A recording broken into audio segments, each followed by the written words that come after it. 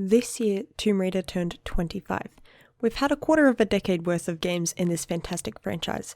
Games of all kinds, all styles, and many, many different tomb raiding across parallel globes. One of the things that first drew me to early Tomb Raider was its level design. Well, that's a bit of a lie. I've been living beside Tomb Raider for years now with eyes and ears closed.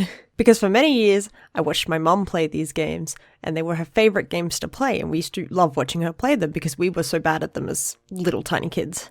And with good reason, they were terrifying to little old Ash. I spent many a sleepless night crying over those mummies in the Egypt levels. Even now, the fear of accidentally falling off a building in the Egypt levels of Tomb Raider 1 and having one of them gallop towards me is heart-racing. Tomb Raider really excels in the fear of being chased, of having something able to access you on the same level, and this is definitely something I want to discuss in this video, as well as some other aspects of the level design. I'll be focusing on the first game with some small references to Tomb Raider 2 and 3, but nothing beyond. This is, in a way, a love letter to show off just why I love this game so much, and as such I'd like to stick to it for the majority of this analysis. I'm Ash, and today I want you to join me as I work our way through Tomb Raider's level design in all of its glory. Part 1. Origins. From now on, I'll be referring to Tomb Raider 1 simply as Tomb Raider, just to make it easier. At its core, Tomb Raider is a series of blocks and flat planes. Obviously, this is a simplistic, very code-based way of looking at a game, but it's especially true and evident in a game as old as Tomb Raider. In a lot of older PS1-era games, you can easily tell where the limitations of the system came into play. Little hiccups in the walls and landscapes when you move, the way a lot of objects couldn't handle more advanced hitboxes, and simply having big or small squares around them to block access, or in some cases, nothing to stop the player going straight through a dead body or foliage and the like as a simple JPEG image. The PS1, for all it had, was also a product of the 90s, and we simply didn't have the understanding we have now. It was a building block like every system before it and after. I feel the need to say this to lay some groundwork to help everyone be on the same page, because some people may have played PS1 games years in the future for the first time after exposure to much newer consoles and graphics. Therefore, understanding the origin and point in time of creation of a game and what they were made to work on is critical for its evaluation. So, blocks and squares. Tomb Raider works on a system of squares, a grid you could say. This is the basic foundation for just about every game out there, especially back then, when it was easier to work on a grid system. If you want to open a program like Unity today, you would find snapping functions for grid-based tile systems too. In fact, we used a very similar approach in one of our university assignment games, for example. Removing difficulty with access to the system makes it easier and more efficient to implement tests, trial runs, and overall structure to the game. You'd probably already know about tile systems of sprite games too. This is famously popular and works a lot easier since sprite games work so fluently on grid maps. Here's an example of how easy gridding tiles is to do in RPG Maker MV, a program that even gives you base sprite assets to use to jump into game creation. I hope this helps illustrate my point in what I mean when I speak of grid systems. I'll be using this term loosely now, so let's continue. Part 2. The World of the Grid. Tomb Raider is obviously not a 2D sprite game. You don't need me to tell you that. It's a 3D action-adventure platformer with heavy combined puzzle and combat-based gameplay. It strikes a balance between slow, thoughtful puzzle analysis and fast-paced, choppy gun action. But it's also built on a grid system, just in 3D form. All the ground is a flat plane your character needs to run on in all directions, all the walls need to be solid and not let the character fall through, and all the gaps and special tiles need to activate certain events and actions for the character to be able to climb and press switches. One of the most basic examples of this to start us off is climbable ledges. In Tomb Raider, the player needs to be able to grab onto certain kinds of ledge edges to perform climbing actions. When Lara jumps up or lunges across a gap and her hands land near the edge of a wall or block of land, this is a block of land, something like this sticking out in an obvious I can grab and this is not a wall kind of way. She needs to be able to stop and cling to it at the button press from the player. The action button does this, making it easy for players to know how and where to grab an edge. Obviously, as time and experience grows with the game, players become much better at judging how much distance Lara can successfully jump to clear a gap. If she jumps vertically, you can test out if her hands will reach a ledge. If not, then this is not a climbable area and the player will then move on to seek out the correct and intended path upwards. Most of the time, what is considered climbable blocks of land and decoration is easy to tell. A climbable ledge will be slightly lower than the surrounding areas or possibly the only way with a visible opening in amongst the walls that reach to the ceiling. Another aspect of level design Tomb Raider utilizes is sliding ledges. These are pieces of rock or landscape that Lara can land on but will immediately slide off of down to the edge, or beyond and off if the player does not engage the action button in time. More towards the opening levels in Peru and Greece, these are often harmless, dropping the player off the ledge onto the floor below or into a pit of water. This is the warning stage, teaching the player that these sliding ledges are dangerous and unclimbable, but a savvy or long-time player will soon realize that Lara will be able to perform a jump back off these ledges for a split second, gaining her higher ground and possibly leaping backwards onto a more safe slope slightly above the sliding one. A good example of how this is used is in the level St. Francis's Folly, as the first secret of the level. Here, there is a series of sliding ledges that lead slowly up and up if you were to perform this jumping off the edge action. At the top there is a safe flat ledge Lara can land on, and there is the secret, a reward for successfully evaluating the environment and executing the game's actions. Much later on in the Egypt and Atlantis levels, you see this used in more dangerous locations with tighter jumps. A good example would be how volatile the path to the Uzis is in the Sanctuary of the Scion level. Now, just to clarify, yes, you can jump from the top of the Sphinx's head, but the more intended, longer path around the edge of the Sphinx map is filled with tight jumps and precision timing. The higher up you climb to make that fatal jump, the more dangerous each jump becomes. Jumping from diagonal corners, jumping up from sliding ledges, and each time if you miss, you fall to your death. This only gets harder as you'd expect in the final levels. Atlantis is full of tricks and traps, lava slopes and death pits, especially in the middle of the Atlantis levels, which has you climbing an actual pyramid to the top. And each time you enter the middle structure, you're higher up, ascending to dangerous levels, where one wrong step means a trip to Deathland in the lava below. The level progression is never too much, and each level gives you plenty of chances to test your skills on as time goes by. Part 3. The Battlefields. I also want to talk about how the levels are set up for the action sections of the gameplay. Most of the time you can split up the encounters into two different categories. There's room engagement and open space battles. To give context, room engagements are sealed off events that take place in rooms, usually locked or shut off from previous rooms and future ones. These can involve falling into a new area crawling with enemies or pulling a lever to open a nearby door that then lets enemies into your room. On the other end, there's open space battles. These take place in large open areas with lots of room to move around in, which makes for more dynamic combat through jumps and creating distance between Lara and the enemies. Often you walk into these areas through a door and set off the encounters to appear by stepping on a trigger tile. One example of a huge battle area, quite literally, is the Colosseum. When you enter this area, you can gaze down into the arena pit below where several lions and gorillas are roaming around. This is immediately a safe zone from them because they can't reach Lara from the bottom of the pit, which creates a safe way for you to pick them off. But Pierre also spawns in this area with gun in hand to greet you. Side note here, Pierre is actually a really interestingly unique case to his encounters. He appears several times throughout the Greece levels, all in scripted events in certain rooms and corridors. However, because he appears so much until the final Greece level in the Tomb of Tehokan, you obviously can't kill him on the first encounter, so Pierre does something unique. To get him to leave, you have to shoot him with enough damage to trigger his fleeing action, where he'll run behind something solid and then despawn until the next encounter. Even the humans you fight later, and the fight with Larsen beforehand in the Tomb of Qualopec don't play by the same rules as Pierre. Outside of Larsen's cutscene, all the others are one-off fights that result in their death at the end. There's not much else to Pierre's encounters, I just wanted to mention them as a reference for one of the fun and unique things Tomb Raider does in its levels. There are some places where you have a choice of how to fight, of course, where if you're smart and know the layout of the level, you can take advantage of the higher points to shoot off enemies safely. Timing is everything, and knowing when to unleash a backwards flip or run past unprepared enemies to secure the higher ground is often a split-second decision. If you're willing to chug medipacks, you can really do anything, not worry about the consequences in fights. But if you're not careful, you either run out or not be able to handle the flow of enemies. And while it is a viable strategy at times, it's not the most effective way to deal with enemies, nor the most satisfying. This is a good time to discuss what a trigger tile is. It references a tile on the ground set where a code's trigger point is activated. That means that when Lara steps onto that tile, it activates whatever the code has assigned to that tile. If you step on this tile, a dinosaur spawns in the field and immediately comes at you. If you step on this tile, a door is opened on a 15-second timer. Those kind of things are easy to duplicate and make for very cost-effective and efficient level design. Of course, it would have been harder back in the 90s than it would have been to do that today on something as simple as, say, the Unity engine, but it really worked so well in Tomb Raider and was wonderfully implemented. Part 4. It's all coming together. Now, let's take everything we've learned about the Tomb Raider level layouts and turn it into a breakdown of some examples. I'll show you several different examples of the same kind of traps and puzzles from levels of varying difficulty. Here's an example for axe traps. The city of Vilcabamba. In the final section of this level, through the third door in the middle, there is a series of axe traps. These are spaced a tile apart evenly, leaving plenty of ways to hop around them safely. The ground is solid, you can do standing jumps safely between them, or even just run through in a well-timed jog. It's easy, but also a warning. Axes swing back and forth, and they take off a huge chunk of health if you get hit, so don't get hit. Moving on, the Tomb of Tihocan. In the room you climb just before Pierre shows his face for the first time on the ledge, there's an axe trap off to the side you have to pass.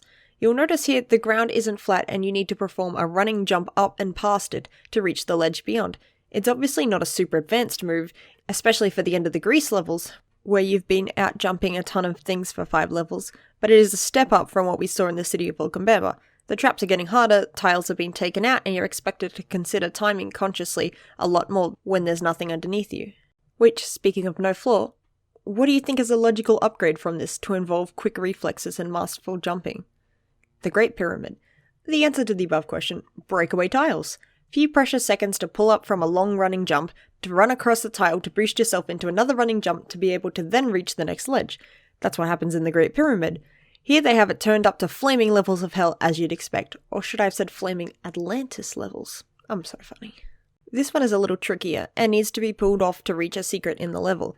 Let me paint the scene. A sliding slope, one tile of water below amongst hard rock and boiling lava, a perfect jump needed to reach the tile of safety in a sea of death below, and an axe swinging over a breakaway tile with an obvious secret waiting in an alcove beyond.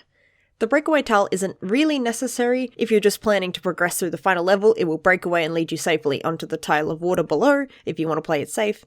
But if you want that clout and that secret sound, then you better be prepared to suffer or get lucky. This is one of the hardest jumps, possibly depending on who you ask.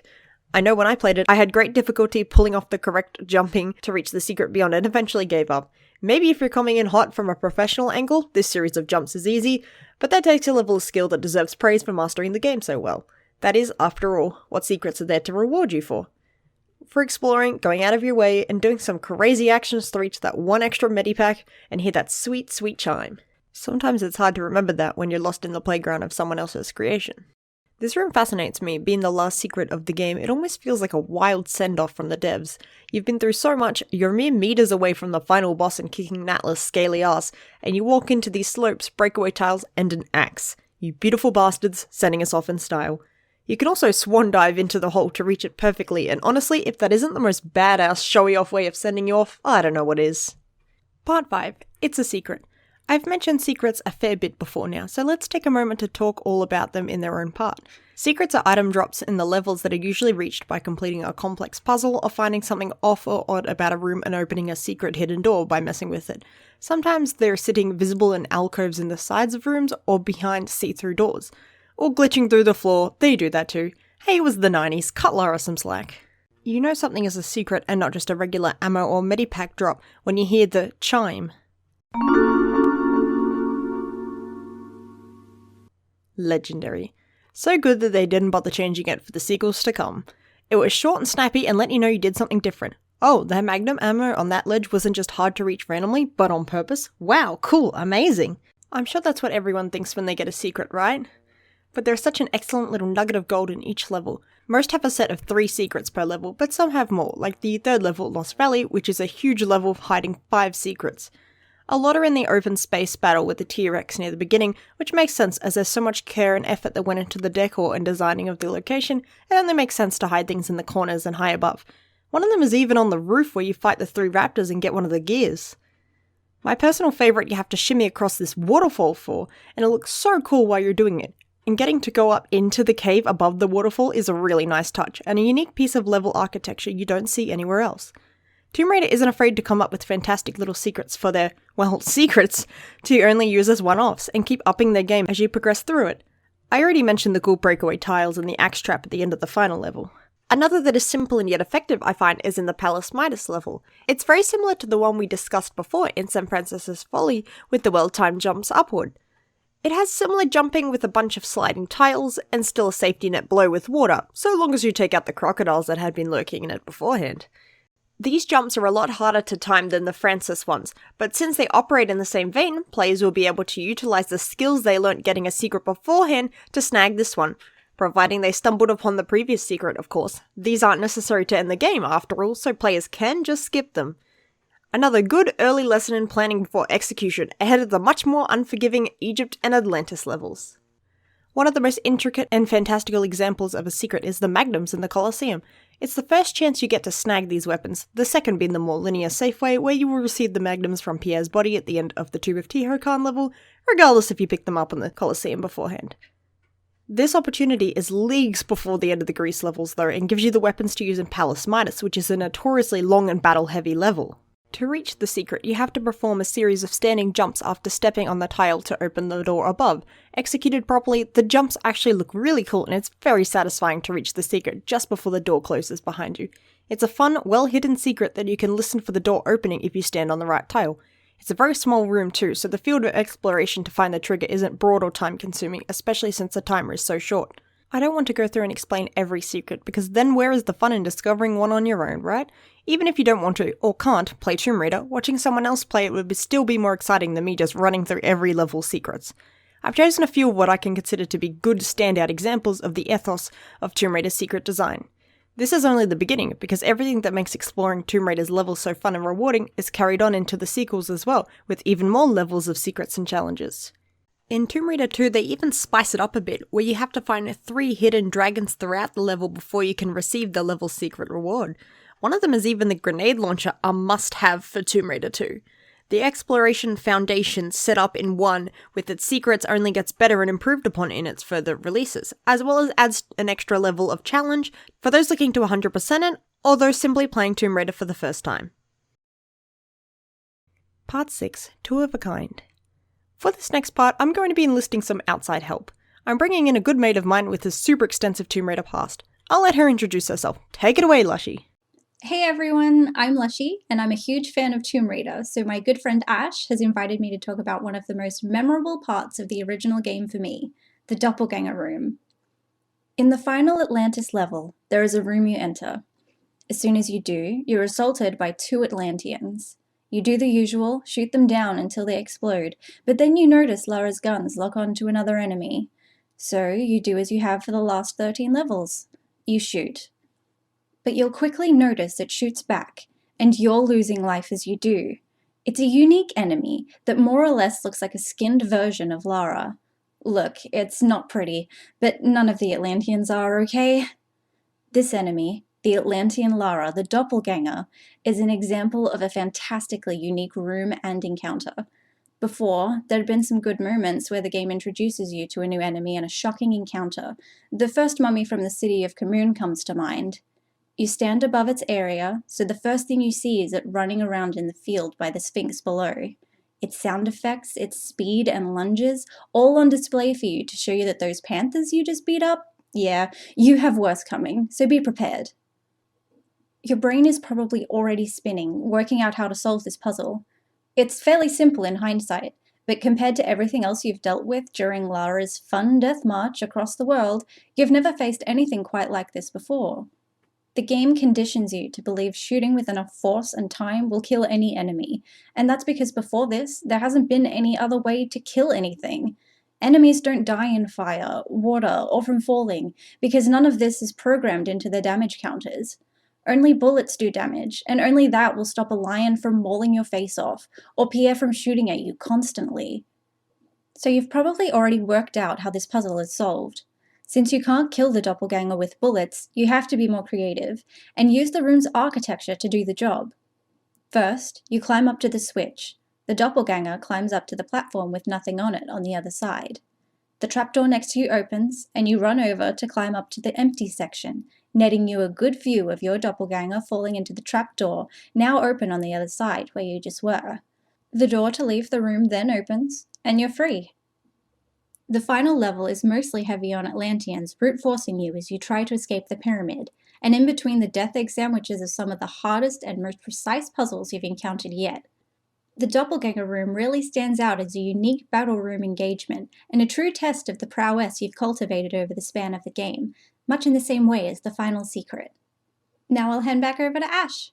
Thanks for having me. Thanks for the help, Lushie. And now on to the end. Part 7, Conclusion.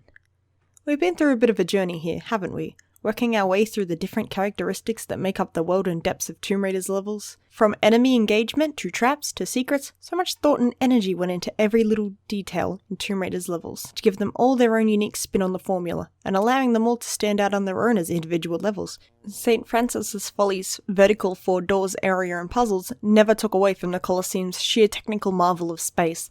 The Lost Valley took you on a wild adventure so different that by the time you returned to enter Qualopec's tomb, you forgot you were deep in the icy mountains of Peru. The care put into every encounter, every textured tile on the wall and floor is honestly one of the things that inspired me to study games design in university and become a game designer myself. Tomb Raider has always been an incredibly wonderful source of inspiration for me throughout the years, and my love for this old game only continues to grow the more I look back on it. I hope in some way, my small analysis here of the game's techniques and level designs have perhaps inspired you in some way, if not to pick up the game for the first time, then to perhaps also nod along in remembered fondness for this masterpiece. And the next time you're thinking about your favourite PlayStation 1 game or other old games, maybe you could use these techniques here to also analyse and appreciate the effort that went into your other favourite games. Thank you for taking this journey through Tomb Raider with me, and indulging me.